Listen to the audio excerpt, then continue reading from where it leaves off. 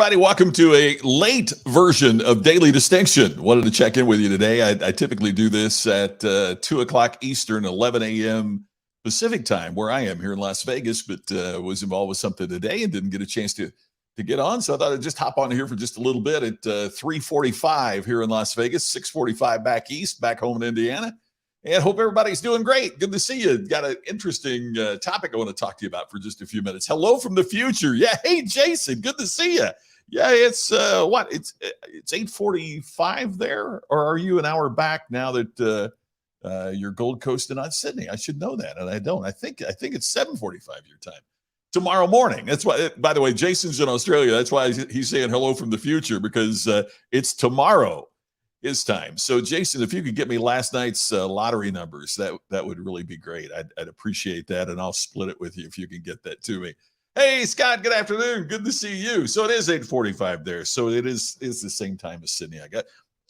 I was doing so much work with Australia. I have Sydney on my watch, and the time there, it's plus 17 hours over there. So I hope everybody's doing great. I hope you've had a great day. And thank you for taking a moment to join me here, because we're going to be talking about the stages of customer engagement. And each stage presents its own unique set of challenges and opportunities and problems and things we need to know to be able to do all that we can to get more business. That's what it's all about. So here's the first one as we talk about the stages of customer engagement. The first stage is one that when we ask questions about this or talk about this, it's one that's often missed. The first stage of customer engagement is suspect. In other words, they're not even a prospect yet. They don't know if there's something that you have that they need. You don't know if they're qualified yet or not. They are just a suspect. So why would this be important if they don't know and you don't know? Well, it's because suspect is the place that we begin. And if you're not doing enough on social media, or if you're not doing enough in terms of your marketing efforts and your sales efforts and your outreach efforts, you can't move a suspect into the next level. So that's why, for example, in our iconic inner circle, we talk a lot about how do you connect and what do you do to make a difference. And so if you're not out there, whether it's blog posts or podcasts or live streams or whatever it might be that get people interested in what you do, then the suspect won't advance to the next stage. Once that person becomes aware of what you do and that they have a need that you might be able to fulfill, or you become aware of them and you go, oh gosh, that's somebody that we could help. That's somebody that we could serve. They move from being a suspect to a prospect.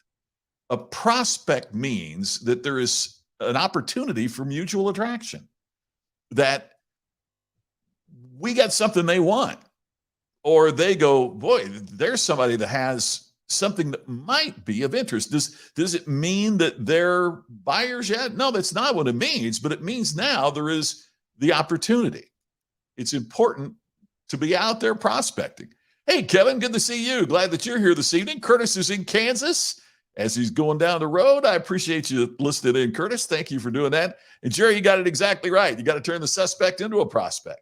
So, when people talk about, oh, how much you're out there prospecting for new business, if you haven't created enough suspects, then your work in prospecting is going to be incredibly, incredibly difficult. Now, notice what we're talking about when you create distinction, when you become iconic, is suspects become more aware of you, which means you're going to convert more of them into prospects, and you create an attraction that becomes really profitable and really significant for your business.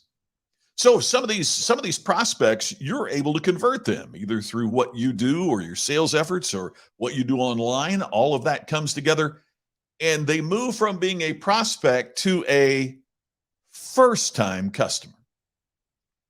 They sample you. As you might know from some of the discussions we have here, I've done a lot of work and I'm doing a lot of work in the field of financial services with financial advisors. And one of the things that I talk to them about is when you move through this area, very seldom will somebody go, "Oh man, I love you as my financial advisor. Here's all my money." They don't do that. They move some of their money over. They sample. And whether it's a sophisticated thing like financial services or whether it's, selling a speech or selling widgets, whatever it might be, typically our customers don't go whole hog at the beginning. They put their toe in the water. They sample it. That's why the customer experience is so critical, because your job is to turn that first time customer into a repeat customer. That's the lifeblood of business in so many ways, isn't it? I mean, for many of us, for a customer to come in and buy one time, it's not going to make us a profitable business. The real profitability in our business comes from customers that come back for more.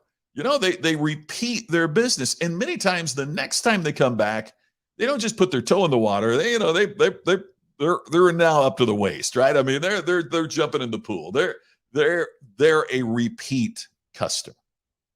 So now what do we do with a repeat customer? And that's part of the importance of the ultimate customer experience we talk about in the iconic inner circle and other things. It's why it's so important. But now what do we do with a repeat customer? We want to move them to the next level. And the next level is they become a client.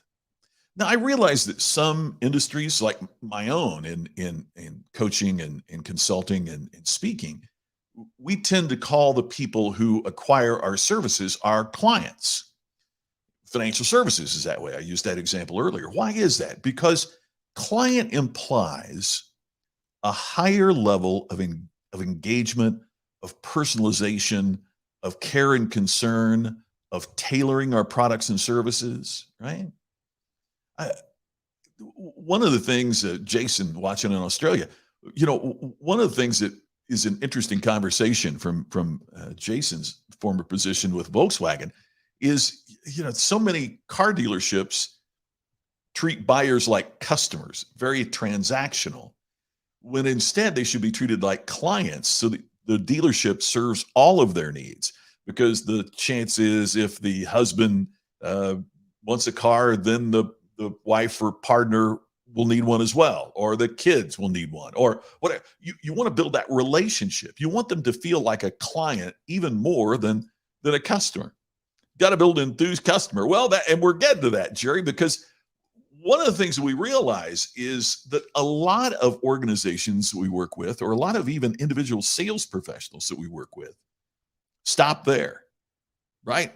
Boy, once you've bought from me, and now you're coming back and buying more from me, and now we kind of got a client relationship. I've become a trusted advisor to you. That's as good as it gets. And no, it's not. You can't stop there, because the highest level of customer engagement is when they become an advocate. And an advocate is that customer that tells everybody about how great you are. They tell their friends, they tell their colleagues that you are iconic, that you stand out in the marketplace. And that's where the 5 stages of iconic performance come into play, because that not only is the highest way to serve your customers and your team, but it's also the way that you turn clients into advocates. There was an article many years ago in Business Week, and one of the things that it talked about was the frustration that Dell Computer had with B2B sales. And the problem was that Apple was making inroads in sales to businesses. This is back several years ago. And the frustration that Dell had was not only because Apple was selling computers in an area that Dell had owned, right? They were cutting Dell's market share, making inroads into that. It's that Dell was spending literally millions and millions of dollars on a corporate sales force, going out and making calls on these businesses and trying to sell them, bunches of Dell computers. And Apple didn't even have a sales department for that at the time. It was that people were working on their Macs at home and they loved them so much they became the sales force. They became advocates so much that they forced pretty much IT departments to allow Macs into the corporate world. In other words, Apple saved 8, 9 figures on not having a sales force because their customers became advocates. What if your business had that kind of sales force, the kind of sales force that your customers did the selling job for you? And Jason, that's how you get there, right? Exactly right. You move them from the transaction to the experience, and that makes all the difference in the world. Jason and I are going to be talking more about that soon, by the way. I'll give you a little heads up there. Those new customers always be as good as the existing ones generally. Yeah, Kevin, when we do it right, you're exactly right. When we do it right, they become as good as the ones we got. And that's how business grows. The reason this is so important, and this is so basic, but it's one of those things we need to review, is that growth in business is the combination of acquisition and retention. So many businesses think, boy, if I can just get out there and get a bunch of new customers. Well, yeah, but if they're going out the back as quick as you can get them in the front, that's not growth. That's treading water. And it's really expensive to do that. What if you could close the gate at the back and bring new folks in? That's called growth. So we start with a suspect. And if you don't have enough of those, then you need to be thinking about, what do we do to get our name out there so that more people wonder about us, kind of know about us, so that we move them into being a prospect? Then what's the strategy it takes to move a prospect into buying something from us? And it doesn't matter where we're talking about, a B2B sale, a very sophisticated sale, or just a basic one.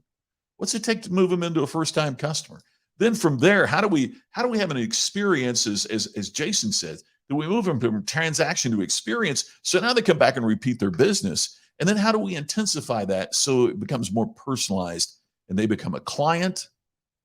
And then what we do at such a level that they are our advocate. They are telling other people that you got to do business with those guys.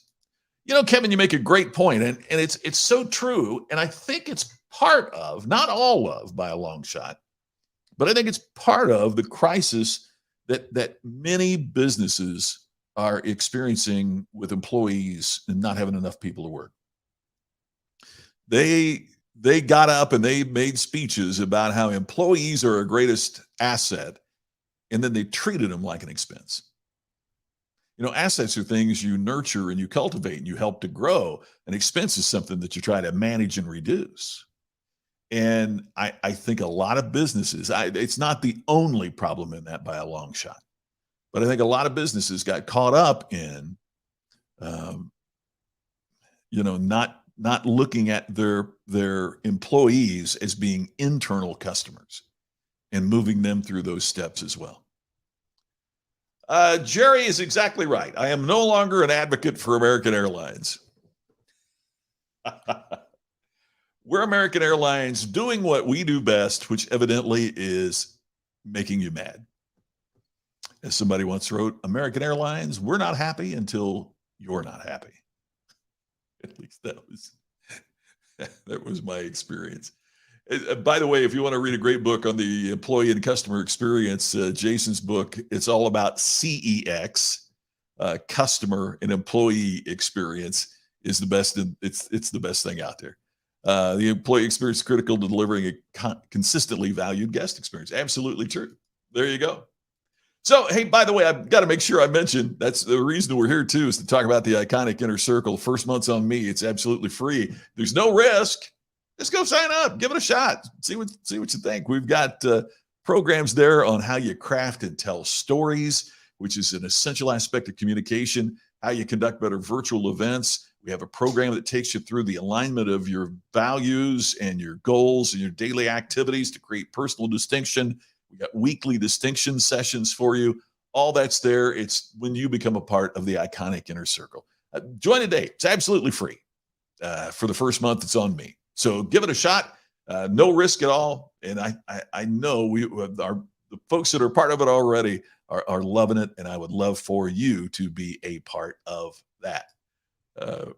You like that one, did you, Charles? American Airlines, we're not happy until you're not happy. That was certainly my experience on there. So, well, hey everybody, thank you so much for joining me late with the late version. And Charles, good to see you. I haven't seen you for a few days, so I'm really glad that you're here. Thank you for taking time to be a part of this. So, I'll catch up with everybody soon at the regular time again tomorrow, and we'll catch up with you at 11 a.m. Pacific, 2 o'clock Eastern, right here on the next Daily Distinction. Have a great night, everybody. See you soon.